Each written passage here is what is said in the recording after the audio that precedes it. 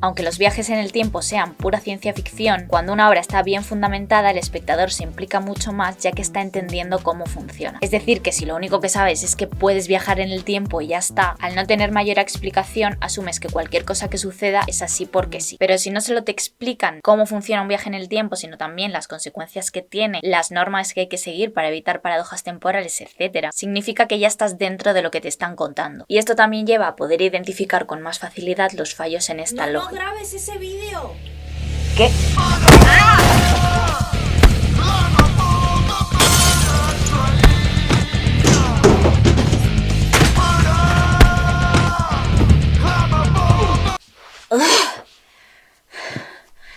Vale.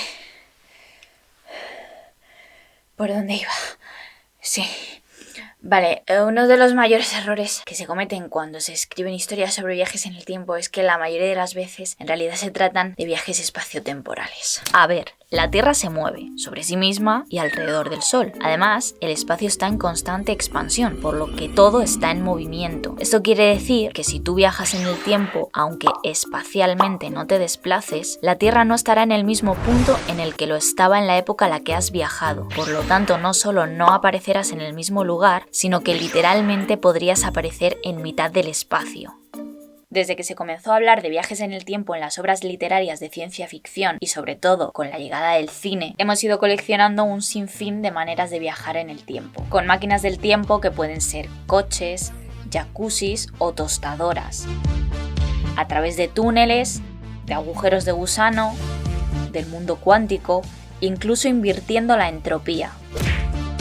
Pero ¿cómo empezaron las historias sobre viajes temporales? ¿Tienen alguna base científica? La primera obra literaria en hablar del viaje en el tiempo fue Año 7603, de Johann Hermann Wessel, publicada en 1781, o sea, hace más de 200 años. Bueno, tampoco es que la novela diese muchas explicaciones, porque básicamente un hada transporta a una persona al futuro, no se sabe muy bien cómo, ni por qué, pero bueno, es la primera obra en mencionar un viaje temporal. No es hasta 1887 que aparece la primera mención a una máquina del tiempo, que fue en la novela El Anacronópete del escritor español Enrique Gaspar y Rimbaud. Ya en 1895 llegó La máquina del tiempo de H.G. Wells, una obra de culto que despertó gran interés por basar su viaje en el tiempo más o menos en los conocimientos científicos que había por esa época, en la lógica, en la razón. Vamos, por explicarlo un poco mejor para que tenga sentido. En ese momento las leyes de Newton decían que el tiempo permanecía inmutable siempre y en cualquier lugar. Sin embargo, en 1905 la teoría de la relatividad especial de Einstein suplantó estas leyes, afirmando que el tiempo era relativo. Esto abrió la veda no solo a muchos otros estudios científicos sobre el tiempo, sino también a un gran número de historias de ciencia ficción. En literatura continuaron explorando los viajes temporales autores como Isaac Asimov y Lovecraft. Y con la llegada del cine y el avance de los efectos especiales, a día de hoy tenemos una inmensa cantidad de películas y series sobre viajes en el tiempo. Pero a pesar de haber tantísimas obras, ¿realmente son tan distintas unas de otras o están basadas en las mismas teorías? Bueno, pues he hecho una tabla para verlo. Las tres teorías usadas en estas obras de ficción son la línea de tiempo estática, la línea de tiempo dinámica y las dimensiones paralelas o multiverso.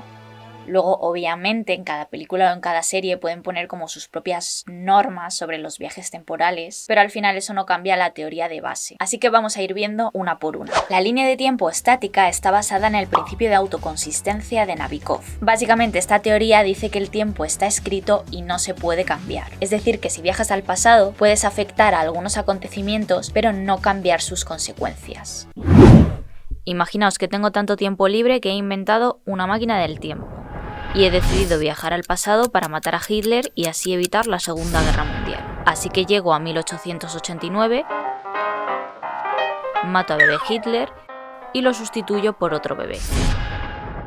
Al volver a mi época, me di cuenta de que nada ha cambiado, porque ese bebé que sustituí fue Hitler. Yo he ocasionado el futuro que viví todo el tiempo. Tan solo estaba cumpliendo con mi papel en la creación de la historia en lugar de cambiarla.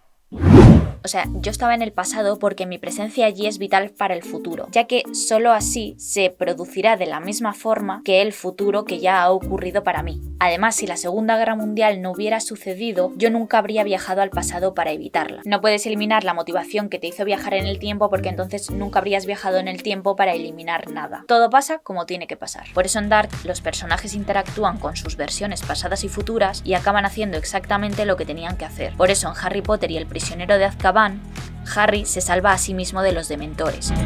Por eso en Futurama, Fry es su propio abuelo.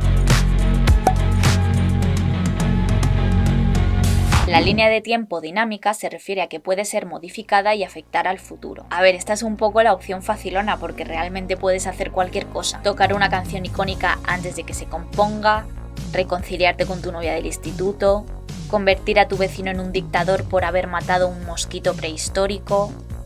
Al tratarse de un modelo bastante simple, es cada historia en particular la que pone sus propias normas para evitar las paradojas temporales. Por ejemplo, si yo viajo al pasado para matar a mi abuelo antes de que conozca a mi abuela, podrían pasar dos cosas. Una sería entrar en una paradoja, ya que al matar a mi abuelo yo no sería concebida, por lo tanto no existiría y no podría viajar al pasado a matar a mi abuelo, entonces mi abuelo existiría y yo viajaría al pasado a matarlo y así en un bucle infinito.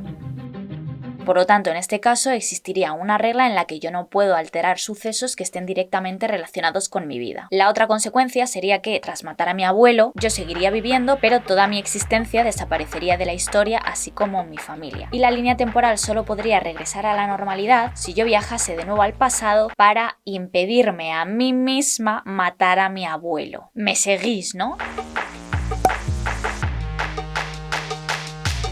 Y llegamos a las dimensiones paralelas o multiverso. Esta teoría está inspirada, más o menos, en la física cuántica y la teoría de cuerdas y movidas de científicos que no voy a explicar porque tampoco las entiendo, la verdad.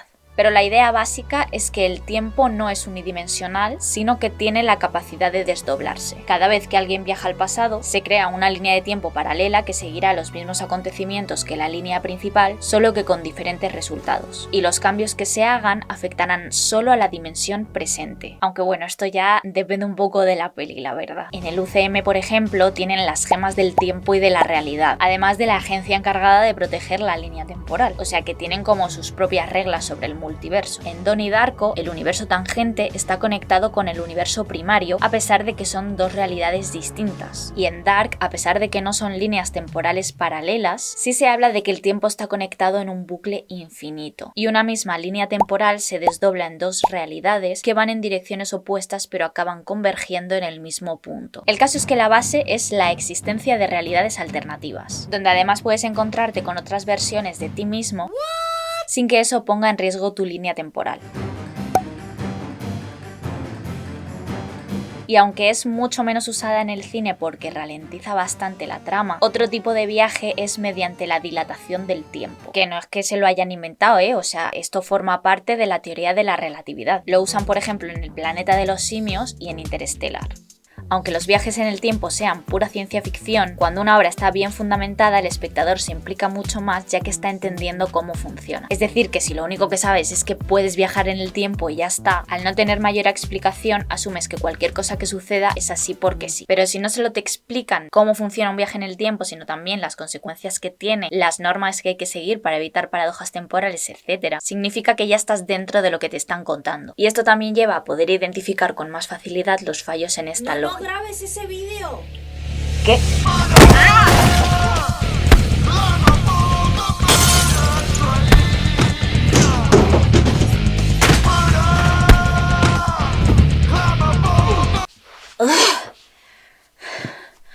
Vale.